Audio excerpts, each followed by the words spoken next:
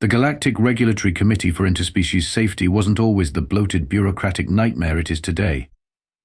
There was a time approximately 3 standard galactic cycles ago when it was merely a minor inconvenience in the vast tapestry of interstellar governance. That changed the day humans were granted membership to the Galactic Confederation.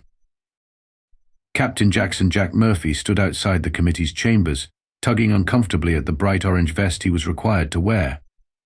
The bold black text emblazoned across his back and chest read, "Warning, human, unpredictable decision-making capabilities. Approach with caution." "This is ridiculous," Jack muttered to no one in particular. "We've been part of the Confederation for 6 years now. You'd think they'd have gotten over the whole humans a dangerous thing." The chamber doors slid open with a soft pneumatic hiss, revealing a semicircular room filled with representatives from 17 different species. Most were seated, though some floated, and at least 3 appeared to be gelatinous masses that simply occupied spaces rather than sat in them. "Captain Murphy," announced the secretary, a tall, reedy being with translucent skin, a human representative to the committee, wearing appropriate safety designation as mandated by Regulation 42X7. Jack sighed. Regulation 42X7, the infamous human warning label requirement, enacted after what everyone diplomatically referred to as the incident on Proxima Station. This regulation required all humans in multi-species environments to wear visible warning labels as if they were walking biohazards. "Thank you for joining us, Captain Murphy," said Chairbeing Clicks, a squat amphibious creature whose multiple eyes blinked asynchronously. "We've been reviewing the effectiveness of Regulation 42X7 and have come to believe that perhaps the current warning labels are insufficient." Jack froze mid-stride. "Insufficient? With all due respect, Chairbeing, I'm already dressed like a safety cone. What more do you want? Flashing lights. A siren that goes off whenever I have a creative thought." A nervous titter rippled through the chamber. Humor was still considered a potentially dangerous human trait in formal settings. "Actually, Captain," Clicks continued, unperturbed, "we've recorded 17 new incidents in the past quarter alone that suggest humans require additional warnings." 17? That's absurd. I haven't heard about any incidents. That, Clicks said, is precisely why we've summoned you here today. Jack's defense of humanity was interrupted by the chamber doors opening again. In walked, or rather, glided Officer Zorn, a Viridian whose species evolved in low gravity and now moved with an almost ballet-like grace even in standard gravity environments. Zorn was holding a holopad and wearing an expression that, even on his alien features, Jack recognized as bureaucratic smugness. Officer Zorn, Chairbeing Clicks acknowledged with a respectful head tilt. "Thank you for compiling the evidence." "Evidence?" Jack interjected. "This sounds less like a review and more like a trial." Zorn turned to Jack, his iridescent skin shifting to a slightly darker blue, the Viridian equivalent of a disapproving frown. "Captain Murphy, I assure you this is merely a factual presentation.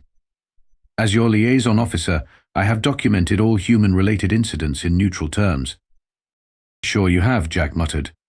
He and Zorn had worked together for 3 years now. Zorn was methodical, by the book, and utterly incapable of understanding why humans did anything they did. He was also, reluctantly, the closest thing Jack had to a friend in the galactic bureaucracy. "If I may begin?" Zorn asked, and without waiting for response, activated the holographic display in the center of the chamber. Exhibit A, Human Recreation Facility, Deck 12, Station Epsilon. The hologram showed a human gym. A woman was using a weight machine, lifting far more than would be safe for most species. "As you can see," Zorn narrated, "human technician Mira Rodriguez regularly engages in voluntary muscle strain for enjoyment. It's called exercise," Jack explained. "It's how we stay healthy." "By deliberately damaging muscle tissue?" asked a horrified Malorian representative, their flower-like appendages curling inward protectively. "We repair stronger," Jack said, realizing immediately how threatening that sounded. Zorn continued, "Exhibit B, Human Diplomatic Reception, last month." The hologram shifted to show a human diplomat, laughing loudly with an Arcturian ambassador. The diplomat slapped the Arcturian on what approximated a shoulder. Physical assault during negotiations, Zorn stated flatly. That's a friendly gesture. Jack protested. He was appreciating the ambassador's joke. The Arcturian required 3 days of recovery therapy, Clicks noted. Jack winced. We forget how strong we are sometimes. Exhibit C, Cafeteria Incident. The hologram showed a human chef demonstrating knife skills, chopping vegetables at blinding speed. Weaponized food preparation, Zorn commented. Oh, come on, Jack exclaimed. The evidence continued for another 20 minutes. Humans juggling dangerous objects. Humans consuming substances toxic to other species. It's just coffee. Humans engaging in heated debates that other species mistook for pre-violence aggression. Humans attempting to pet dangerous creatures. That was an infant Raxolian. How was I supposed to know it was venomous? By the time Zorn reached Exhibit Q, a human child doing cartwheels, described as unpredictable locomotion, Jack had his head in his hands. And finally, Zorn said, the incident last week on diplomatic deck. The hologram showed a human ambassador who had, in an attempt to break tension during difficult negotiations, told a joke. The resulting confusion had caused a minor diplomatic incident with the Praxians, who took everything literally. In summary, Zorn concluded, tucking away his holopad, humans continue to demonstrate behaviors that are, at minimum, disruptive, and at worst, potentially harmful to other species. The current warning labels do not adequately prepare non-humans for these tendencies.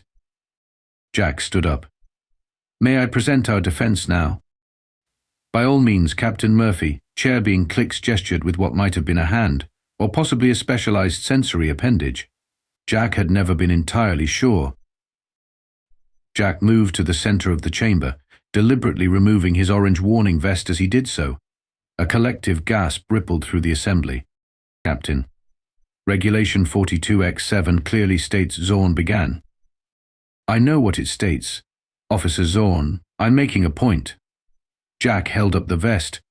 This garment, this warning label, suggests that humans are inherently dangerous. But what you've shown here today isn't evidence of danger, it's evidence of curiosity, adaptability, and yes, sometimes ignorance.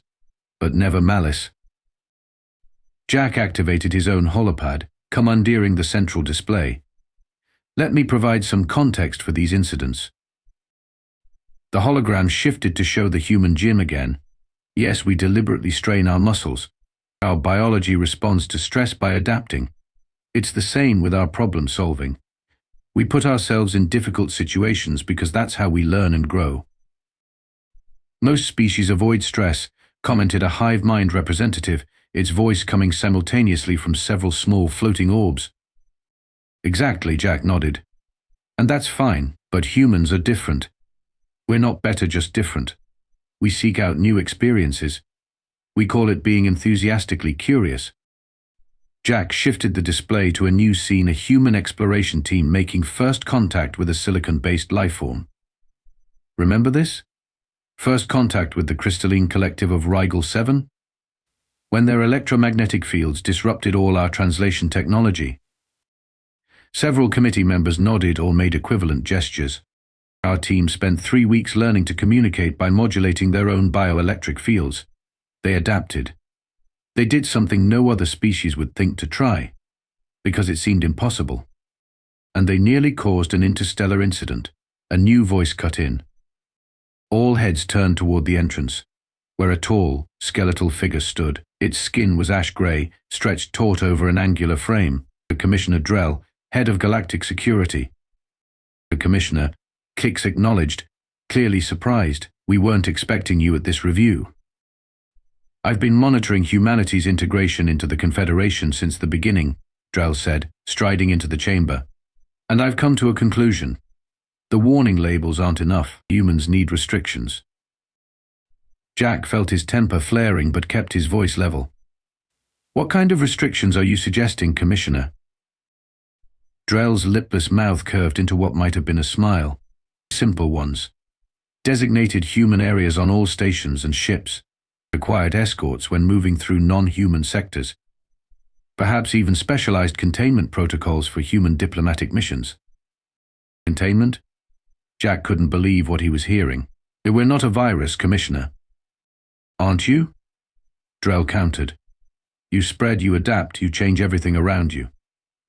The rest of the galaxy was stable for millennia before humans arrived. Now? Chaos. Jack was about to respond when the lights in the chamber flickered.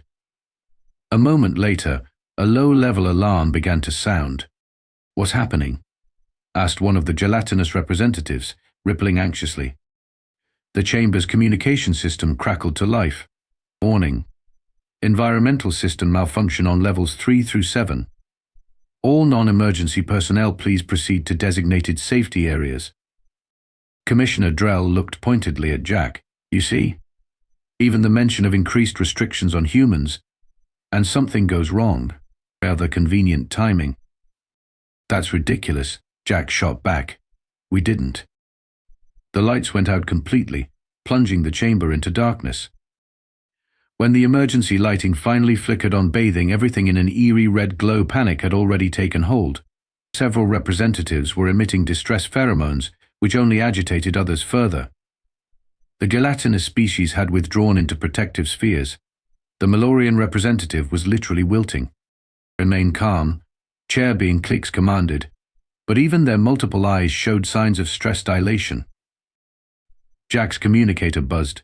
He checked the display, station system alert, environmental controls failing across multiple decks, life support systems switching to emergency reserves. Estimated time to critical failure, 47 minutes. This is bad, Jack muttered. What is happening? Zorn glided over, his skin now a pale, anxious green. Environmental system failure.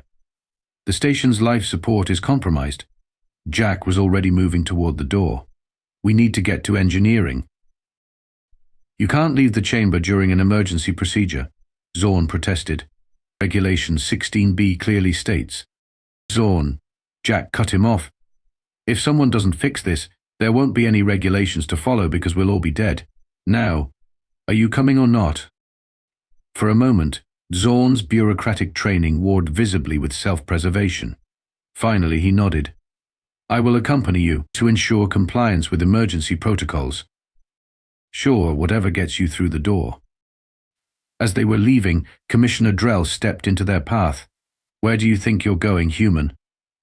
To save your ungrateful life, Commissioner.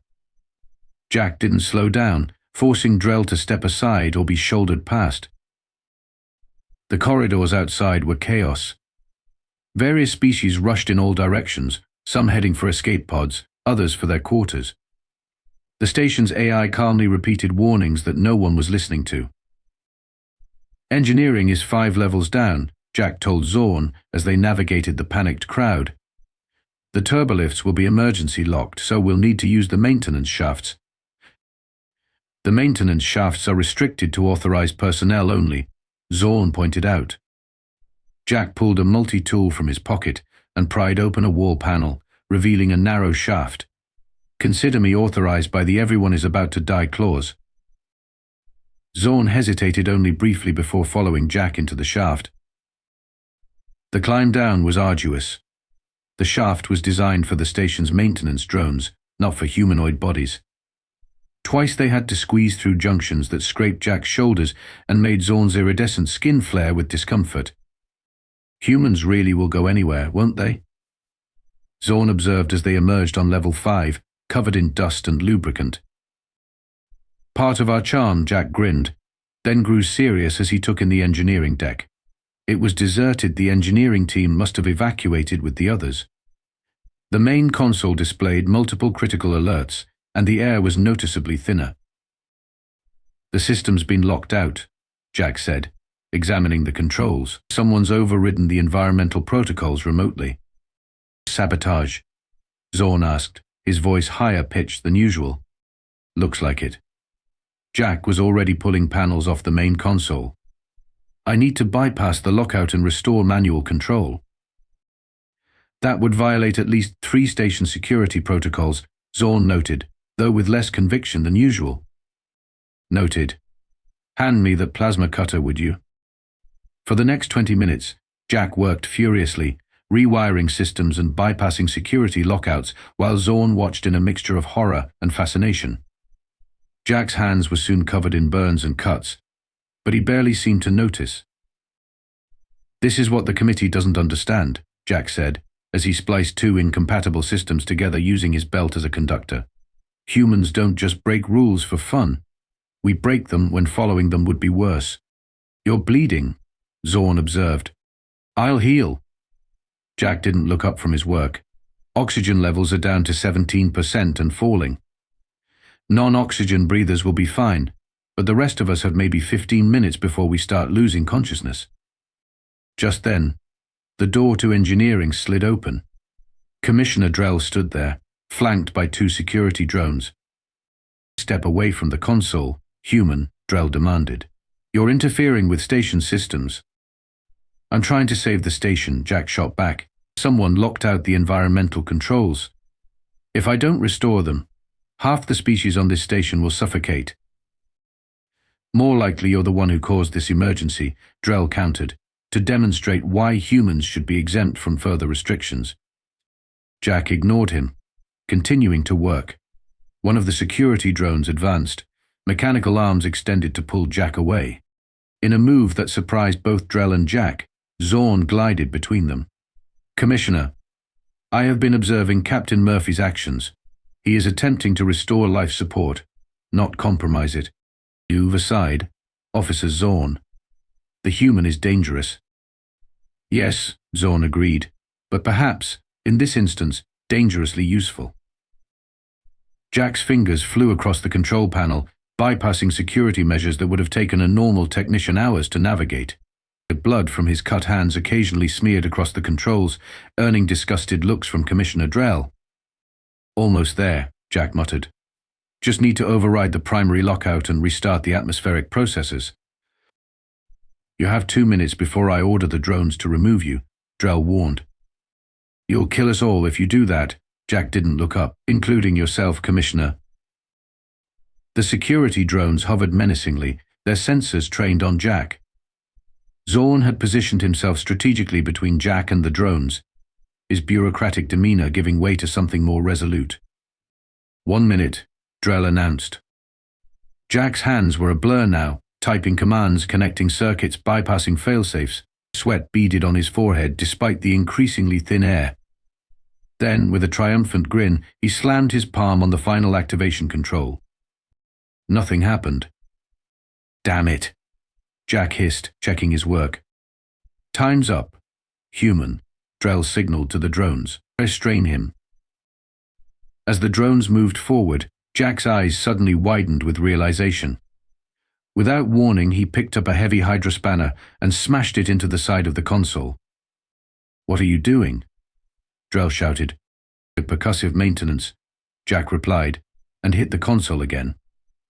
The impact dislodged something inside, and suddenly the machines around them hummed to life. The overhead lights flickered from emergency red back to standard illumination, and the environmental status display shifted from critical red to cautionary yellow. Atmospheric processes restarting announced the station's AI, life support systems returning to normal operation. Zorn's skin shifted to a relieved blue. It worked. Of course it worked.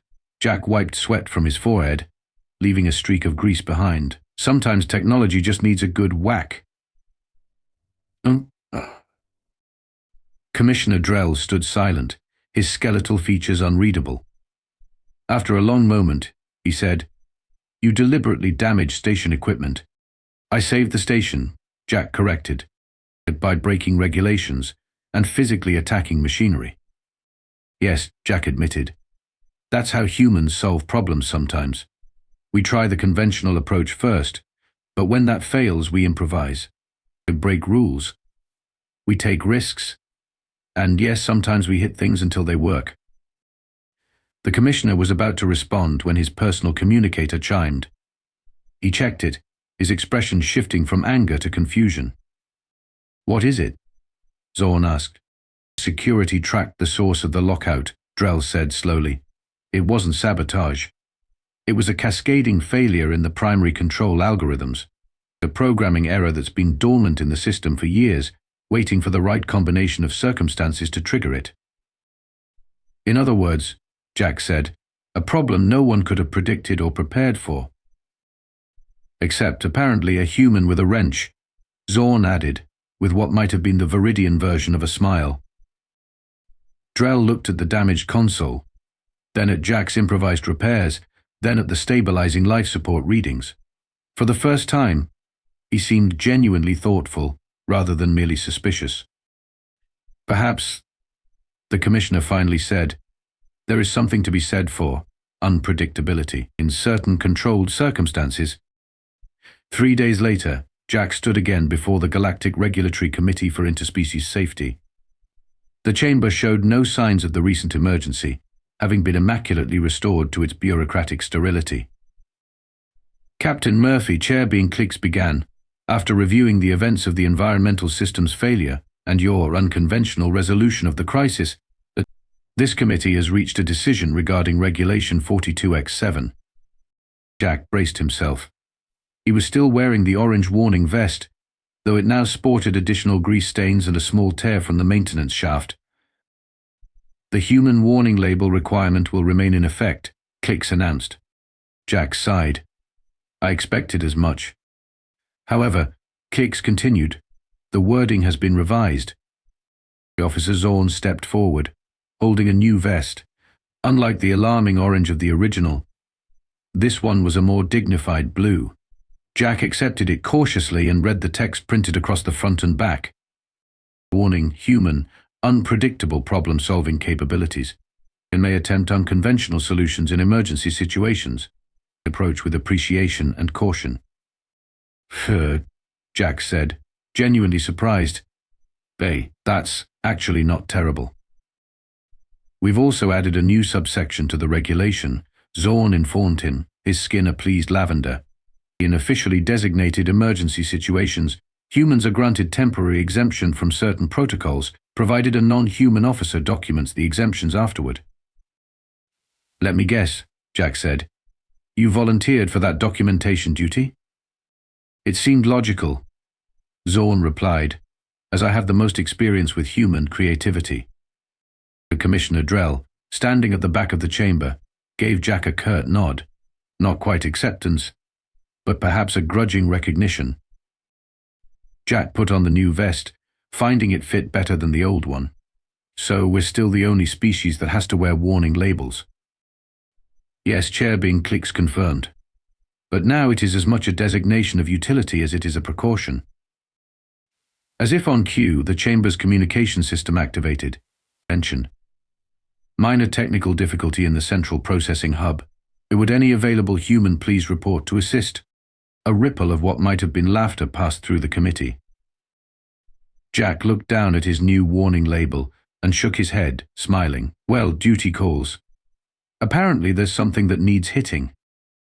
As he left the chamber, he heard Zorn explaining to a confused Malorian representative, humans have a saying, if it's stupid but it works, it isn't stupid. That, Jack called back over his shoulder, should be on the warning label too.